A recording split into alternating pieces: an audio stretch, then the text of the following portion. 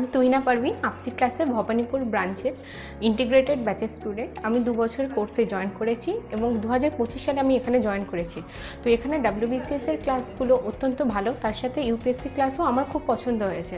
WBCS এর ক্লাসের মধ্যে স্পেশালি আমার স্ট্যাটিক জিকের যে পার্থ স্যার আছেন, ফ্যাকাল্টি আমাদের অত্যন্ত ভালো ডিপলি বোঝান।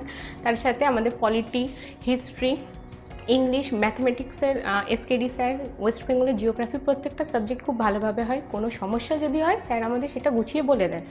এবং এছাড়াও হচ্ছে ইউপিএসসি ব্যাচের মধ্যে যে ফ্যাকাল্টি আছেন, যেমন আখিলেশ স্যার জিওগ্রাফির জন্য, Sanjay sir modern history, art and culture, এবং আমাদের আয়ুষ স্যার ইকোনমিক্স, প্রত্যেকটা সাবজেক্ট আমাদের খুব ভালোভাবে হয়। কোনো প্রবলেম হলে আমরা স্যারেদের কাছে গিয়ে সেটা জিজ্ঞাসা করি এবং আমাদের এভালুয়েট কপি যেগুলো থাকে খুব প্রপারভাবে চেক হয়ে যায়।